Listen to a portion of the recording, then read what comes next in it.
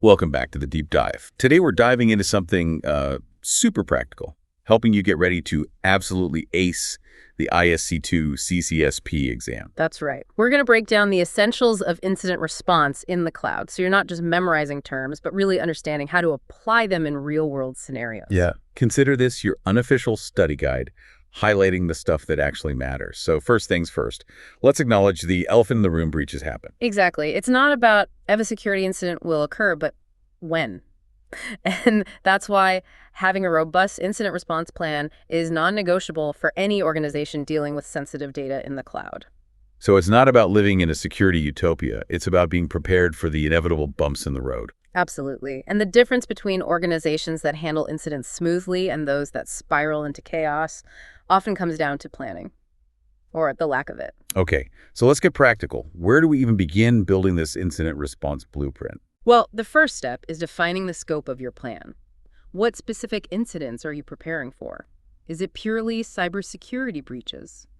Or does it extend to things like data leaks, or even physical security incidents that could impact your cloud infrastructure? That makes sense. You can't plan for everything, but you can prioritize the most likely and impactful scenarios. Precisely. And once you've got your scope defined, you need to set some strategic goals. What are your top priorities when an incident hits? That's a good question. Is it about containing the breach as quickly as possible, even if it means potentially sacrificing some evidence? Or is preserving every bit of forensic data paramount, even if it allows the breach to spread further? These are the tough calls you need to make beforehand, so you're not scrambling in the heat of the moment. Imagine trying to make that decision with your CEO breathing down your neck and the clock ticking. Yeah, no pressure there. Having those priorities documented ahead of time would definitely take some of the stress out of a crisis situation. Absolutely. And beyond strategic goals, your plan needs a clear structure, outlining the roles, responsibilities, and authority of everyone involved in the incident response process. So who's calling the shots? Who's handling which tasks? And who has the final say on critical decisions? It's like having an organizational chart for crisis mode. That's a good way to put it. You need to know who's the quarterback, who are the receivers, and who's running defense when a security incident hits. And communication protocols are crucial, right? We've got to make sure the right information reaches the right people at the right time. No point having a plan if everyone's running around like headless chickens. Exactly. And that includes communication with external parties, like law enforcement or regulatory bodies, especially if there's a legal obligation to report certain types of incidents. Speaking of external parties, reporting to law enforcement can be a tricky decision, right? It's not always mandatory. And sometimes it can even hinder your own investigation if sensitive information leaks prematurely. That's right. It's a judgment call that needs to be made carefully, often in consultation with legal counsel to ensure you're complying with all applicable laws and regulations. And then there are privacy laws to consider, Yeah. especially if customer data is involved. It's like navigating a minefield of legal and ethical considerations. It can be. And to add another layer of complexity, you need to make sure you have secure communication channels established ahead of time. No sharing sensitive information over unsecured email or chat apps. Right, because the last thing you want is to accidentally give the attackers more information or compromise your investigation with a careless message. So we've got our purpose, our goals, our team structure, and our communication plan. What's next in building this incident response fortress? Next, we assemble our A team, the incident response team itself. This group needs to be on call 24/7, ready to tackle incidents whenever they pop up. So they're like the special forces of our cybersecurity operation, highly trained, highly skilled, and ready to deploy at a moment's notice. That's a good analogy. And just like a special forces unit, they need a diverse set of skills. You'll want a mix of management, security specialists, technical experts who can analyze logs and malware, legal counsel to navigate those tricky regulations we talked about, PR folks to handle external communication, and potentially even HR to deal with the fallout of a serious incident. Wow, that's a lot of moving parts. I guess different types of incidents will require different specialists to take the lead. Exactly. You won't need the entire team for every single incident, but having that breadth of expertise available is crucial for responding effectively to a wide range of security threats. And this team needs to be regularly trained and tested, right? You don't want them going in rusty when a real incident hits. Absolutely. Regular training and simulations are like fire drills for your incident response team. They need to practice their skills, stay up to date on the latest threats, and be prepared to work together under pressure.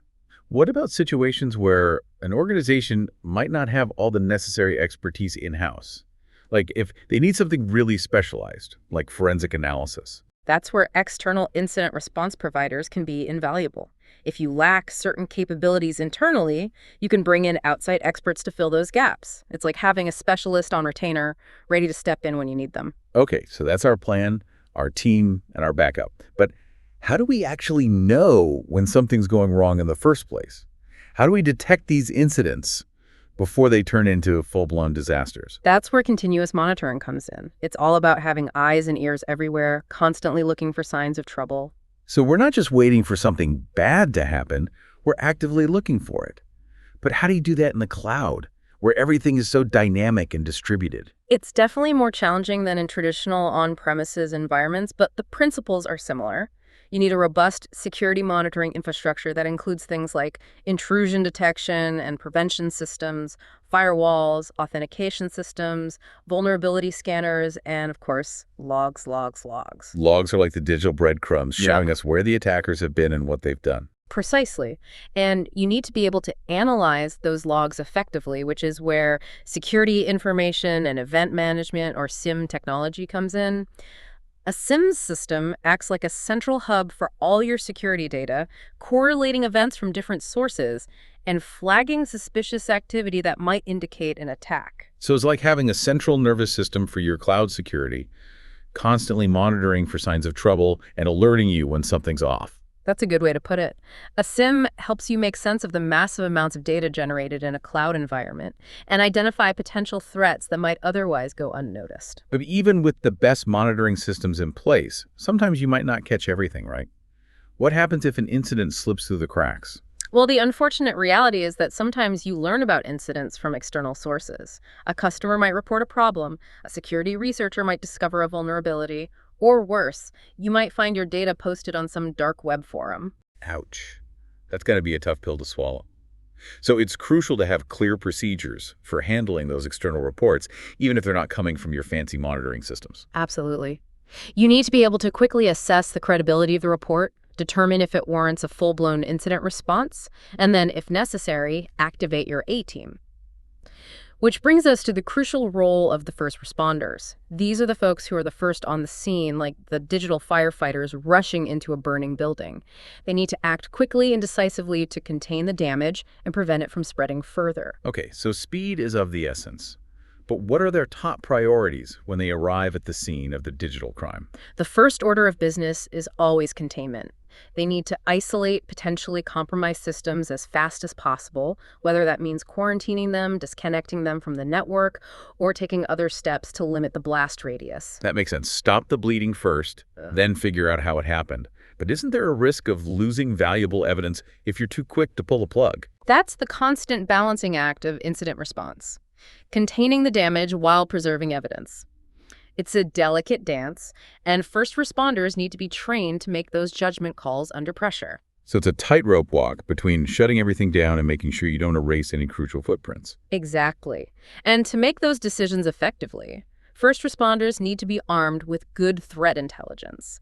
Knowing what you're dealing with, the attacker's motives, their tactics, their tools can make a huge difference in how you approach containment. Threat intelligence, it's like having a spy network feeding you intel on the bad guys, giving you a head start in the race to contain the damage.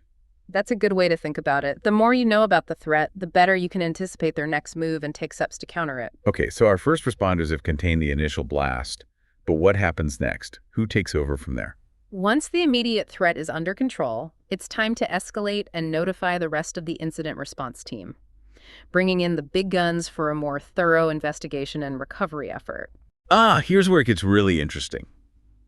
We're calling in the cavalry. So what does this escalation process look like? Well, the first step is assessing the severity of the incident. Is this a minor fender bender, or are we dealing with a major collision? So like a DEF CON level for security incidents. Exactly, and each level triggers a different response. For minor incidents, the first responders might be able to handle it themselves, but for major incidents, you might need to activate the entire incident response team, loop in senior management, and potentially even notify external parties. I'm guessing clear communication and escalation procedures are critical here. You don't want people scrambling around, unsure who to contact or what to do. Absolutely. Having predefined procedures, potentially even supported by automation tools that can send out alerts and notifications, can save precious time and ensure everyone's on the same page. Okay, so we've escalated, we've notified, we've assessed the severity. Now what? What's the next chapter in our incident response saga? Now we move into full-scale mitigation. We're going beyond containment to actively control the damage and loss caused by the incident. So we're not just stopping the bleeding anymore. We're patching the wound and starting the healing process. That's a good way to put it. And how we approach mitigation depends on a lot of factors, from the nature of the incident to the organization's risk tolerance and business objectives. So there's no one-size-fits-all approach. It's about tailoring the response to the specific situation. Exactly. And that's where things can get really complex, especially in a cloud environment. You have to consider things like the shared responsibility model, the potential impact on other tenants, and the legal and regulatory implications of your actions. It sounds like a juggling act, trying to balance security objectives with business needs and legal requirements. It can be. And to make matters even more challenging, the attackers might be actively trying to thwart your efforts. They might detect your containment measures and adapt their tactics, forcing you to stay one step ahead. It's like a game of chess, but with much higher stakes. That's a good analogy. Incident response is often a dynamic process, requiring you to anticipate the attacker's moves and adjust your strategy accordingly. Speaking of strategy, let's talk about the actual techniques for containing these digital wildfires. What tools do we have in our arsenal? Well, there are three primary containment strategies: segmentation, isolation, and removal. Think of them as your incident response toolbox. Okay, I'm intrigued. Break it down for me. Segmentation is like building walls within your network, dividing it into smaller, more manageable compartments. This can help to limit the attacker's lateral movement and prevent them from easily spreading to other systems. So it's about damage control containing the blast to a specific area of the network. Precisely. It's a way to minimize the impact of the incident and buy yourself time to investigate and remediate. Okay, what about isolation? How is that different from segmentation? Isolation takes segmentation a step further. It's like taking the infected part of the network and putting it in quarantine, completely disconnecting it from the rest of the environment. So the infected systems are cut off, but they're still accessible to your team for investigation. Exactly. Isolation allows you to monitor the attacker's activity, gather evidence, and develop a remediation strategy without risking further damage to your production systems. Smart move. And lastly, we have removal, right? What's that all about? Removal is the most drastic measure, completely disconnecting the affected systems from any network, both internal and external. It's like hitting the kill switch. So we're basically pulling the plug, severing all connections, but doesn't that risk alerting the attacker and potentially losing valuable data? It does. That's why removal is a last resort, typically used when other containment methods have failed or when there's an immediate risk of data exfiltration or further damage. It's a tough call, weighing the risks and benefits of each approach. It is. Choosing the right containment strategy is a critical decision that requires careful consideration and professional judgment. There's no one-size-fits-all answer. This all sounds incredibly intense. So once we've contained the incident, are we in the clear? Can we breathe a sigh of relief? Not quite yet. Containment is just the beginning. Now comes the hard work of eradication and recovery, getting rid of the threat entirely and rebuilding what was lost. So we've contained the beast. Now we need to slay it and rebuild the village it destroyed. You got it. Eradication is about completely removing all traces of the attacker's presence from your systems. That means identifying and cleaning up all compromised accounts, deleting or disinfecting any malware, and patching any vulnerabilities that were exploited. No digital breadcrumbs left behind. Exactly. And recovery is about getting your systems and business operations back to a normal, healthy state. It's about rebuilding, restoring, and getting back on your feet. So like a digital phoenix rising from the ashes. That's one way to look at it. And these two processes often happen simultaneously. While you're cleaning up the mess, you're also putting the pieces back together. That makes sense. You're not going to wait until every single trace of the attacker is gone before you start bringing your systems back online, especially if those systems are critical to your business operations. Precisely. It's all about balancing security with business continuity. But how do you make sure you're actually getting rid of everything the attacker left behind? What if there's a hidden back door or a piece of malware that you missed? That's a valid concern, and that's why, in some cases, rebuilding compromised systems from scratch is the best way to ensure a clean slate. It's like starting with a fresh canvas, free from any lingering malware or backdoors. Okay, so that's eradication and recovery. What's next on the post-incident checklist? Well, we can't just toss those infected hard drives in the dumpster. We need to talk about sanitization and disposal. Oh, that's right. We need to make sure that sensitive data is handled properly, even when it's on devices that are being decommissioned or disposed of. Exactly. And there are different levels of sanitization depending on the sensitivity of the data and the risk of it falling into the wrong hands. So what are our options? Do we just hit those hard drives with a hammer? That might be cathartic, but it's not the most effective method. NIST, the National Institute of Standards and Technology, provides guidance on different sanitization methods, from simply overwriting the data to physically destroying the media. So, depending on the situation, we might be talking about degaussing, shredding, or even incinerating those hard drives. Exactly. The goal is to make sure that any sensitive data on those devices is completely irretrievable. Okay, we've contained the incident, eradicated the threat, recovered our systems, and even sanitized our old hard drives. Are we finally done? Can we declare victory? Almost. There's one crucial step left: validation. Validation. What are we validating? Everything. We need to make sure that all our efforts, the containment, the eradication, the recovery, were successful. So it's like a final quality check before we ship the product, making sure that everything is back to normal and that we haven't missed anything. That's a good analogy. Validation is about verifying that our systems are secure, our data is protected, and our business operations are back to normal.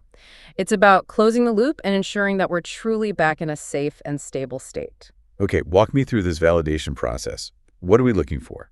Well, the first step is to check the security of all affected systems, especially those that were directly involved in the incident. We want to make sure they're patched, up to date, and configured securely. No lingering vulnerabilities. So we're basically double-checking all the locks on the doors and windows, making sure that everything is tight and secure. Exactly. And we might also use vulnerability scanners to get an attacker's perspective on our systems, looking for any weak points that we might have missed. So we're thinking like the bad guys, trying to anticipate their next move. Precisely. It's about being proactive and staying ahead of the curve. What else is on our validation checklist? Account review is another crucial step. We need to make sure that only authorized users have access to our systems and data, especially those accounts that were involved in the incident. So we're checking IDs at the door, making sure that no unauthorized guests have snuck in. That's a good way to put it. And we also need to verify that all our systems and applications are properly logging security events. Logs. Those are like the security cameras of the digital world, recording everything that happens. They are, and those logs are essential for understanding what happened during the incident, identifying any lingering issues, and improving our security posture going forward. So we've checked our systems, scanned for vulnerabilities, reviewed our accounts, and verified our logs. What's the final step in our validation process? The final step is confirming that all our capabilities and services are fully restored and functioning as expected. We want to make sure that we're back to business as usual, with no lingering hiccups or interruptions. So we're back in business, better and stronger than before. Exactly. And now we can finally declare victory and pop the champagne. That's a celebration I can get behind. But even though the incident is over, the work isn't quite done right. That's right. There are still some important post-incident activities that need to be taken care of.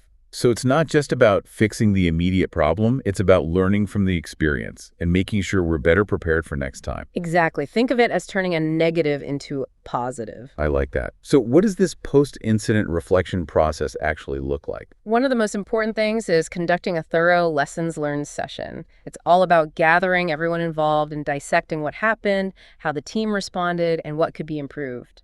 So it's like a debriefing after a mission, but for cybersecurity incidents. That's a good analogy.